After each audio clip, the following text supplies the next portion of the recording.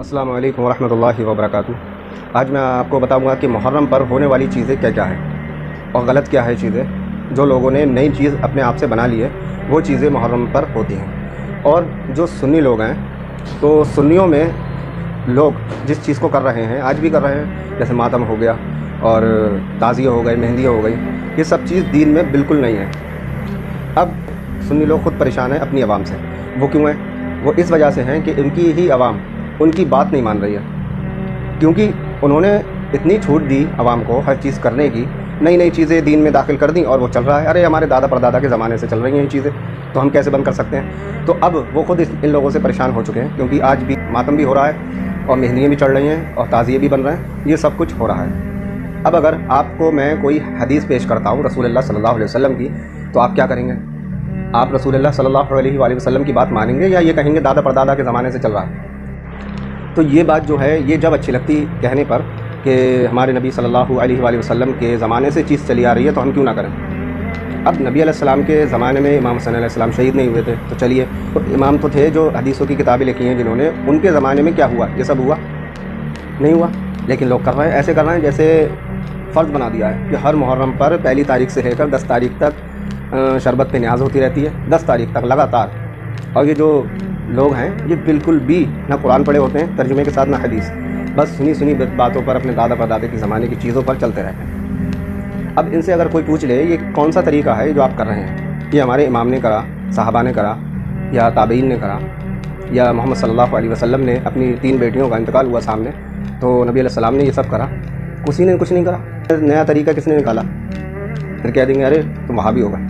बस एक ही जवाब होता है, तुम वहाबी हो गए। इनके पास कोई दलील नहीं होती है, कुछ भी नहीं होता है कि जो इस चीज़ को पेश कर लें। अब मैं आपको एक चीज़ बताता हूँ। अब हमारे नबी सल्लल्लाहु अलैहि वसल्लम फरमाते हैं कि मेरे दीन में किसी ने कोई भी नया तरीका खुद से ईजाद किया तो वो रद्द है, यानी कि वो माना नहीं जाएगा।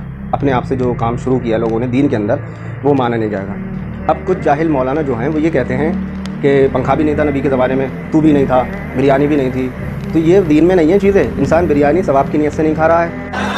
ये नजर, ये नियात, ये मीरात, ये क़याम, ये सलाम, ये कुर्सी, ये कागज, ये चादर, ये अगरबत्ती, ये मोमबत्ती, ये फतह, ये दरूद, ये खिचड़ा, ये मरीदा, ये हलवा, ये शरबत,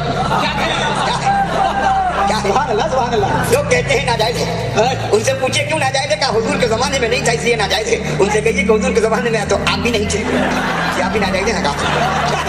तो इतने तो जाहिल होते हैं कि दीन के अंदर की बात है कि जिस चीज़ को सवाब समझकर किया जाए दीन के अंदर, वो चीज़ बिदअत कहलाई जाती है। और बिदअत की डेफिनेशन यही है कि दीन में जो हमारे नबी के ज़माने में चीज़ नहीं हुआ करती थी दीन के अंदर सवाब की नीयत से, तो वो आज हो रही है, तो वो बिदअत होती है। और बिदअत करना के ऊपर मैं एक हदीस अभी आपको पेश करूँगा कि हमारे नबी इस चीज़ से कितना डरा कर गए और जो हमारी उम्मत के लोग हैं तो वो क्या कर रहे हैं। लेकिन लोगों ने आम आवाम को थोड़ा सा हाथ दो, वो पूरा कंधा तक पकड़ लेते हैं। तो इस चीज़ को नहीं सोचा लोगों ने। आज भी मुहर्रम पर ताज़िए, मेहंदिए, मातम सब कुछ हो रहा है।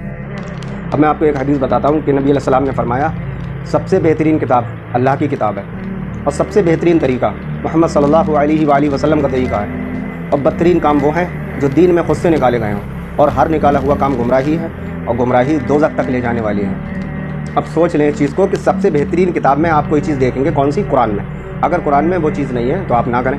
फिर आप देखेंगे नबी अलैहिस्सलाम के तरीक़े में, जो जिसे हम सुन्नत कहते हैं, सुन्नत में देखेंगे, अगर सुन्नत में भी वो चीज़ नहीं है तो वो भी छोड़ दें।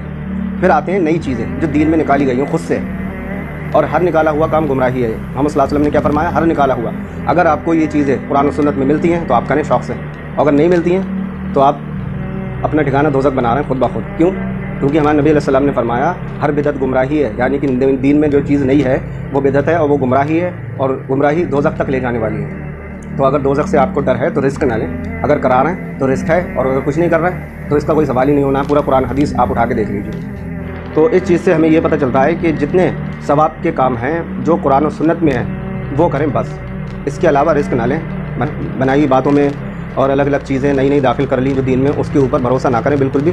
वो आपको जन्नत तो नहीं, दोज़ख तो ज़रूर पहुंचा सकते हैं, क्योंकि इसमें रिस्क है। हमारे नबी ने क्या फरमाया कि दीन में खुद से निकालने वाली चीज़ गुमराही है और गुमराही दोज़ख तक ले जाने वाली है। तो अगर आप इससे बच जाएंगे तो ज़्यादा फ़ायदा है, और नहीं बच रहे हैं तो अल्लाह बेहतर जाने आपका क्या होगा। और हमारा समझाना फ़र्ज़ है, ना हम वहाबी हैं ना कुछ हैं, हम सिर्फ मुसलमान हैं। और जो लोग वहाबी का फतवा लगाते थे इन चीज़ों को लेकर, वो बहुत बड़ी गुमराहियत में है, क्योंकि कुरान और हदीस वहाबियों का नहीं है, कुरान और हदीस पूरे मुसलमानों का है।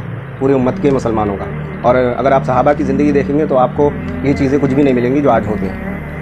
تو ابھی سے سمجھ لیں اس بات کو, کسی مولانا کے چکر میں نہ رہیں, ورنہ آپ کی آخرت خراب ہو رہی ہے, کیونکہ آپ دوسرے کے کہنے پہ چکر میں اپنے نبی کی بات نہیں مان رہے ہیں. یہی تو چیز غلط ہے. اللہ تعالیٰ ہم سب کو توفیق دے قرآن و سنت کے علاوہ کسی اور چیز کو نہیں کرنے کی. بس. السلام علیکم ورحمۃ اللہ.